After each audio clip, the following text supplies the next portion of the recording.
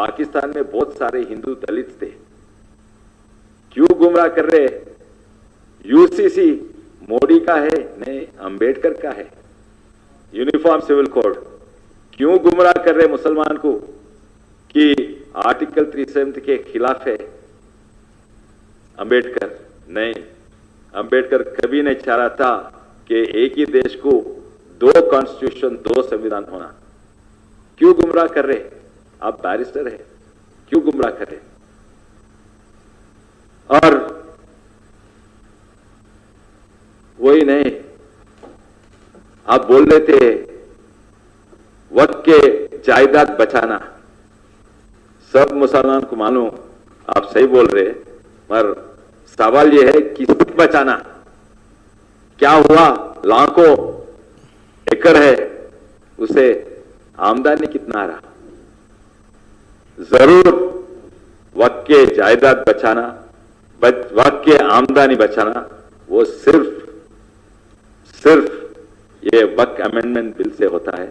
और इसीलिए ये ला रहे हैं कि गरीब मुसलमान को तरक्की के लिए ये बिल जरूरी है।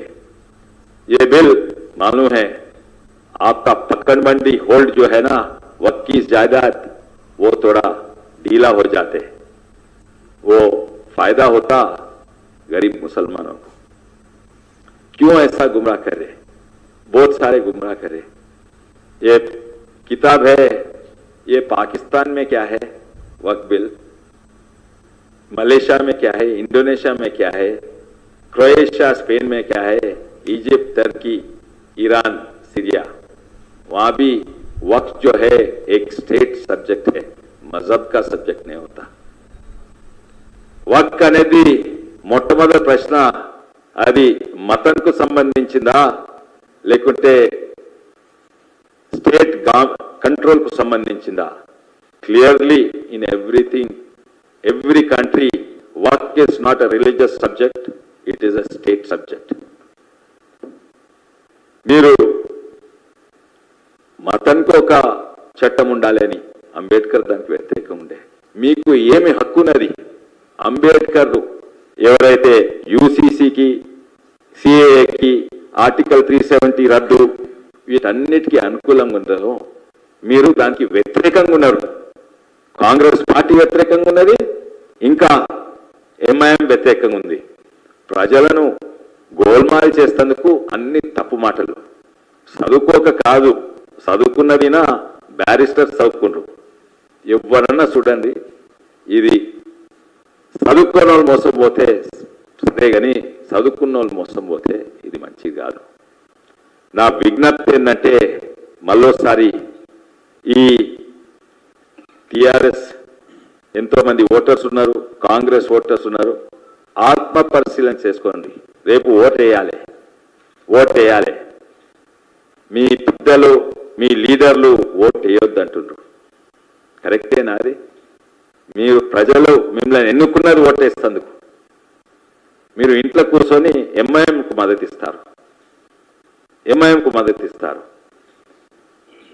కానీ పార్టీలు పక్కకు పెట్టుకోండి, ఆత్మ పరిశీలన తీసుకోండి. మీరు నిజంగానే సెక్యులర్ భావజాలం ఉంటే, నిజంగానే దేశభక్తి ఉంటే, నిజంగానే భారతీయులు అందరూ ఒకటే అని అనుకుంటే, హిందువులు, ముస్లిం, క్రిస్టియన్స్ అని అనుకుంటే, మీరు ఆత్మ పరిశీలన చేసుకొని ఓటేస్తే నాకు 200% నమ్మకం ఉంది. 200% నమ్మకం ఉంది ఏంటంటే మా అభ్యర్థి గౌతమ్ రావు గారు తప్పనిసరిగా గెలుస్తారు. అదే భయంతోటేమో కేసీరావు యొక్క కొడుకు వాళ్ళ 24 మంది ఓటర్స్ కు చెప్పిండు మీరు పోయి ఓటు వేయొద్దని. అదే భయంతో, ఎందుకంటే వాళ్ళు పోయి ఓటేస్తే వాళ్ళకు కూడా ఆత్మ పరిశీలన చేసుకొని ఇక్కడ వేసేటట్టున్నాను భయంతో కేసీరావు కొడుకు వాళ్ళకు అది విప్పించిండా, లేకుంటే బాయ్కాట్ చేస్తా అని చెప్పిండా, లేకుంటే బెదిరించిండా, పైసలు ఇచ్చిండా తెలియదు, కానీ మీరు అక్కడ పోయి ఓటు వేయొద్దని చెప్పిండ్రు. కాంగ్రెస్ పార్టీ అదే గది. మళ్ళోసారి అంటున్నా, ఈ యుద్ధము